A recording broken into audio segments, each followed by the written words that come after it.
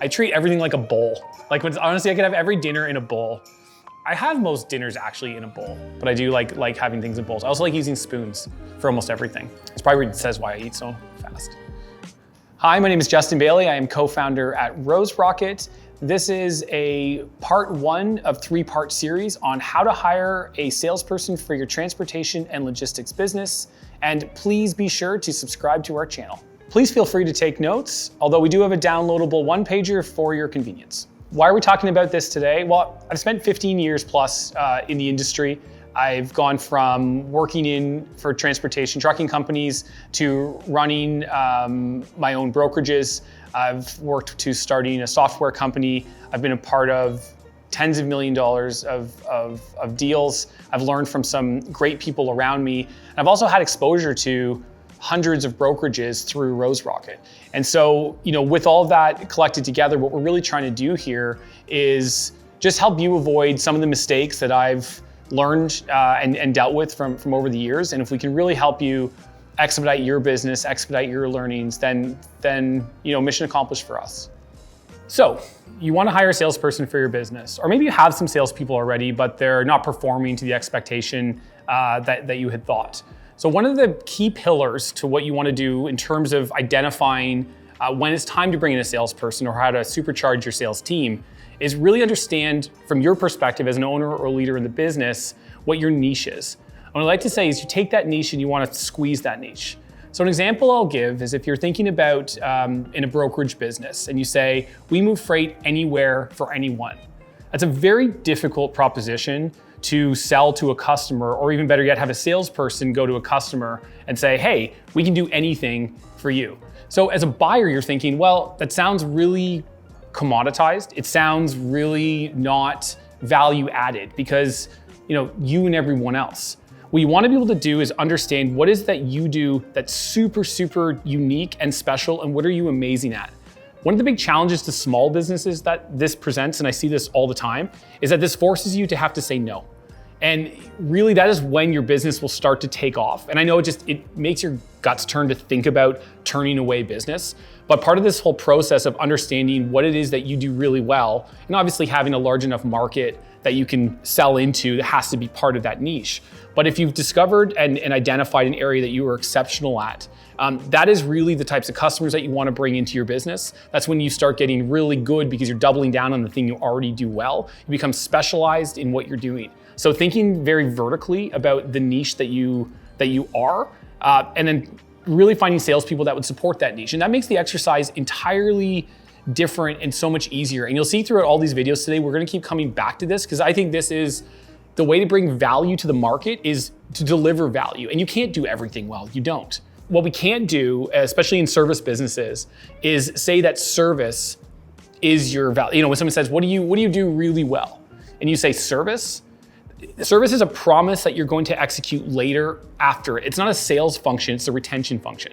You do service after the sale is done. We really need to make sure that we understand that first and foremost. If you don't have that figured out, do that before you even consider hiring salespeople, because it will just be a waste of money and time. So if you're in the process of discovering or wanting to discover what your niche is, let's go over a few questions that maybe you can ask yourself. What I would tend to do is I want to look at my existing customer base and understand, where am I providing extraordinary service? Where are customers sticky and deep? What I would get to is, what are those top customers that you feel you offer the most value for? The ones that you are instrumental in their business, and where can you find more of those? And when you start looking at your landscape of customers, you're going to find that there's a few that pop out, and it's really just pulling apart to say, what do they have in common?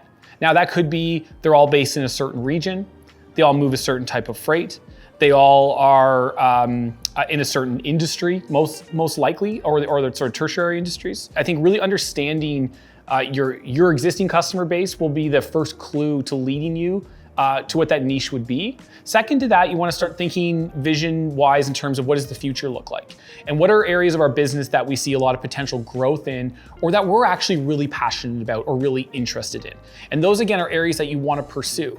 Pillar number 2 is value-based selling. And this really does carry forward from squeezing the niche. If we haven't identified who our perfect customer, perfect market is, then it's gonna be very difficult for us to stand up a sales team and ask them to go sell on value. And why do we wanna sell on value? Because we don't wanna sell on price.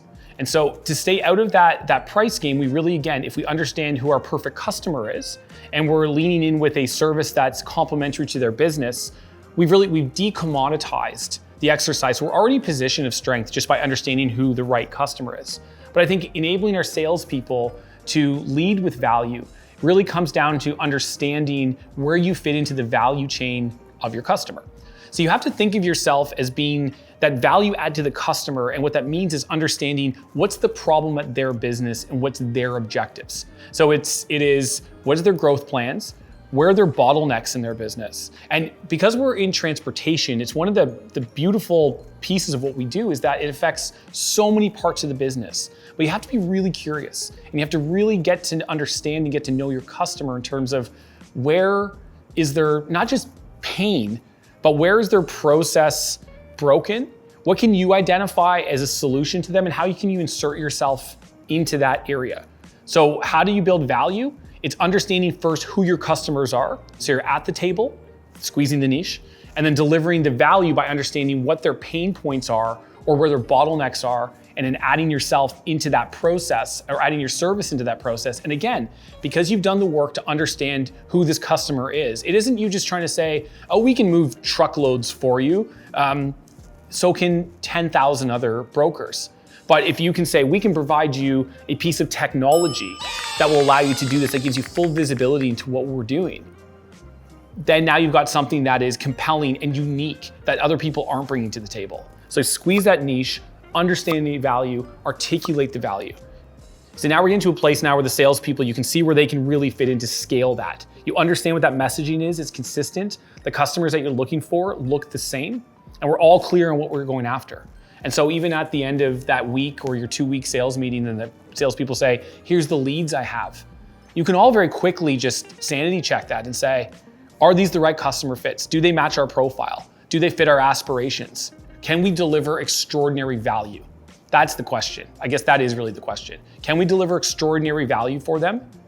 The less that answer is a 10 out of 10 and the more it's say a 3 out of 10, you will be in a price battle. And that's really where that gets down to getting yourself out of that commodity. Make sure that you are getting that up to as close to a 10 out of 10 as we can offer value, unique value, and extraordinary value. That is the ultimate really place to be in the sales cycle. And not only will you be at the table, but things will start moving very quickly because it's apparent and obvious to everybody, from senior leadership all the way down to the shipper in the back, that this is a valuable offering, because it is. So what brings me to my final point here is, should you hire a salesperson now? So let's say we figured out what the niche is, and that's adequately squeezed to a point that we feel good and we have commitment and buy-in on the direction of that. We understand as a result of that what our ultimate unique value prop is into the market and where we can stay out of the commodity and the pricing game as a result of that extraordinary value that we're delivering. We feel good, we've got these to the line. So should we hire a salesperson now? Well, it really just comes down to your ability to afford it from both a time and money perspective. We do need to keep in mind that this is meant to be a bit of a long game. You want to make sure that you're interviewing multiple people. You have to be committed to a structure of how you're going to pay those people, which we'll talk about in subsequent videos. And you also want to really make sure that you can really ride this through for the better part of 6 months. And when I say 6 months, I mean, you'll understand if this has been a good investment, if it's working in 6 months. That's not to suggest that the money will be paid back in 6 months. Sometimes it can be, but oftentimes it takes much longer. And so your commitment has to be really not impulsive and not based on a need for new business right now, and we need to get somebody ramped up and they need to start selling for us immediately and just pounding the phones. You're not going to attract very good talent with that mentality, and they're not going to stick around. But really the question is, can you afford the 6-month commitment? And really beyond the money, can you afford to have the patience and ultimately do you have the time? Thank you for watching, and if you haven't already, be sure to subscribe to the Rose Rocket channel so you don't miss out on future videos.